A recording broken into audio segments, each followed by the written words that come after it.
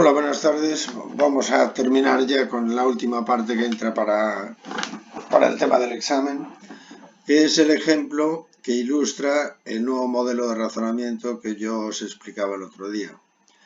Y lo vamos a ver con un ejemplo, que es el del síndrome de apnea del sueño, del cual ya os adelantaba el otro día en clase, que nada más vamos a ver la parte respiratoria. Hay una parte también que es la parte neurológica, lo cual implica hacer lo que se llama un polisomnograma completo para construir luego el himnograma de fases de sueño y averiguar después la función respiratoria del paciente para clasificar las apneas en obstructivas, en centrales, en mixtas, y si no hay cese completo de la función respiratoria, se denomina el fenómeno hipopnea, que también puede ser obstructiva, central o mixta. En nuestro caso vamos a considerar estas 6 variables: x1 apnea obstructiva, x2 es una apnea central, x3 es una apnea mixta, x4 es una hipopnea obstructiva, x5 es una hipopnea central y x6 es una hipopnea mixta. Esto va a serviros como ejemplo para comprobar que el modelo funciona muy bien. Bien, eso en cuanto a las variables de salida. Esto serían las interpretaciones del sistema que tiene que decidir tiene que proporcionar una opinión sobre el tipo de evento que tiene el paciente una vez diagnosticado. Luego tenemos como variables de entrada el flujo respiratorio en vías aéreas, que le llamamos AU1, los movimientos respiratorios abdominales, que le llamamos A2, los movimientos respiratorios torácicos, que le llamamos A3, y la saturación de oxígeno en sangre arterial, que le llamamos A4.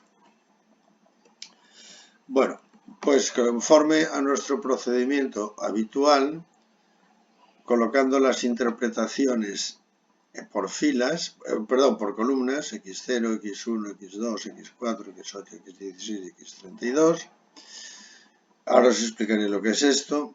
A0, A3, A5, A7, A9, A11, A13, A14 y A15. Estos son los complejos, las asociaciones de complejos de manifestación y complejos de interpretación que aparecieron cuando estudiamos una base de datos en colaboración con el Johns Hopkins Hospital de los Estados Unidos. Analizamos 17.870 casos, que era lo que constaba su base de datos, y encontramos que solamente estaban estas situaciones posibles. Fijaros que esto es no apnea, apnea obstructiva, apnea central, apnea mixta, hipopnea obstructiva, hipopnea central, hipopnea mixta, es decir, no hay para el conjunto completo de variables de entrada, nada más existen esos complejos. Elegimos que no hubiera mezclas. Y las asociaciones de variables de entrada eran A0, A3, A5, A7, A9, A11, A13, A14 y A15. Y esta es la tabla de contingencia que encontramos. Obviamente, por filas y por columnas suma lo mismo, aunque en los cruces hay multitud de casos que pueden darse. Luego pasamos a la tabla de probabilidades conjuntas y de prevalencias, ¿de acuerdo? Que es simplemente dividir por el número total de casos cada uno de los cruces, que son distintos de 0, como ya os expliqué el otro día. A partir de ahí, bueno, pues identificamos las correspondientes asociaciones en términos de probabilidad condicional. En términos de probabilidad condicional, y arroja estos números, que podréis ver si hacéis las cuentas, que no vale la pena. Y entonces estas probabilidades condicionales las hacemos explícitas en las tablas siguientes. P de x0 dado a 0 hasta P de x4 dado a 15. Si avanzamos desde las manifestaciones hacia las interpretaciones. Luego tenemos otro bloque que es el de P de 8 a 9, P de 32 a 13. En definitiva, ahí aparecen todos los números. De forma que si vamos desde S hasta D, obtenemos las correspondientes probabilidades condicionales. Aquí las tenemos también. Y ahora definimos un índice que es 100 por la probabilidad del diagnóstico J dado el conjunto de síntomas. Lo que hicimos es que si el índice da 0, el complejo de diagnósticos está descartado. Si está entre 0 y 25 es muy poco probable. Si está entre 25 y 50 es poco probable. Si está entre 50 y 75 es probable. Y si está entre 75 y 100 es muy probable. Y si es igual a 100 está confirmado. Como veis, lógica difusa.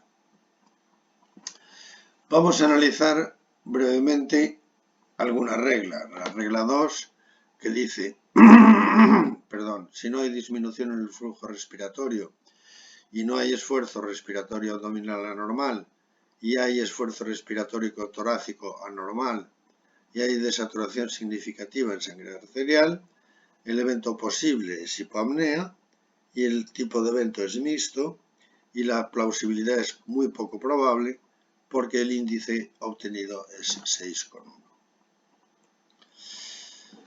Cuando hicimos un análisis global de cómo funcionaba el sistema, nos encontramos con que de todos los episodios apnéicos confirmados, bien fueran apneas o bien hipoapneas, la distribución resultó ser la siguiente. El porcentaje de hipoapneas es del 77%, mientras que el de apneas es el 23%. Es decir, es mucho más frecuente que haya hipoapneas que haya apneas. Y de todos los episodios apnéicos confirmados como apneas o como hipoapneas, la distribución para los diferentes tipos de eventos resultó ser que los eventos mixtos tienen un porcentaje de 7%, los de eventos centrales 6% y los de eventos obstructivos 87%. Como veis, ambos porcentajes suman 100 y aquí los tres porcentajes suman 100. Bien, entonces consideramos al experto humano como la referencia de oro. Y lo que el modelo predecía en relación con lo que el experto humano, considerado como referencia de oro, decía, en los eventos hipoapnéicos coincidía el 95% y en los eventos apnéicos coincidía el 86%. Mientras que en los eventos obstructivos coincidía el 94%, el evento central coincidía el 80% y con el evento mixto coincidía el 65%. Resultados que son bastante buenos, quizá con la excepción de los eventos mixtos. Pero la gran sorpresa que nos llevamos es que cuando analizamos por síntomas en relación ya con el paciente, no con el experto como estándar de oro, resulta que encontramos que un 98% que el modelo predecía era hipoapnea. Las apneas las predecía perfectamente y el tipo de evento lo predecía el 91%, con lo que la capacidad predictiva del modelo era del 95%. En la situación 0,1,0,1, el porcentaje la capacidad predictiva resultó ser del 93%. En la situación 0,1,1,1 la capacidad predictiva era del 93%. En la situación 1,0,0,1 la capacidad predictiva era del 94%. En el caso 1,0,1,1 la capacidad predictiva era del 89%. En el 1,1,0,1 la capacidad predictiva era del 84%. Y en el caso 1,1,0 la capacidad predictiva era del 90%. Y en el caso 1,1,1,1 la capacidad predictiva era del 92%. resultados que son mucho mejores que los que alcanzan los propios expertos entre sí, lo cual indica algo. Y con esto terminamos la materia de examen, porque el tema de redes bayesianas no lo vamos a dar. Prefiero daros un par de seminarios, del cual voy a empezar hoy con el primero, pero en el examen entraría la parte correspondiente a, lo voy a decir bien,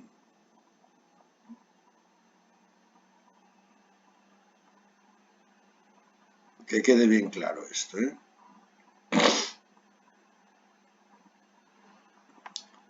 Primer tema, métodos difusos.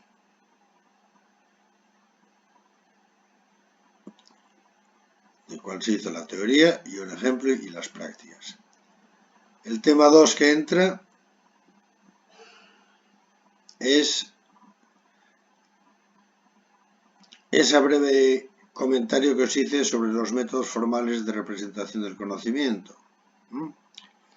Simplemente a nivel, es un tema que ya dio Pedro en profundidad, pero yo lo completé de alguna manera con esta reflexión. El razonamiento clásico, en el sentido de los métodos categóricos, esto entra. Luego de ahí pasamos a los métodos bayesianos, no a las redes bayesianas, a los métodos bayesianos para corregir el modelo categórico. Luego pasamos a los modelos cuasi-estadísticos, al razonamiento cuasi-estadístico, del cual habíamos visto el modelo de factores de certidumbre y la teoría evidencial. Habíamos hecho los ejemplos correspondientes. Y el último tema que entraría de la parte 2 es el tema que os decía yo del caso práctico de ingeniería del conocimiento, en donde os representaba el nuevo modelo de razonamiento. Y con esto terminamos el temario de la segunda parte de la asignatura, y los 2 últimos días los dedicaremos a dar seminarios que a mí me parece que son interesantes porque abren una perspectiva nueva. Pues nada más, con esto terminamos, ya digo, el temario, y ahora empezaremos con los seminarios. Muchas gracias y hasta luego.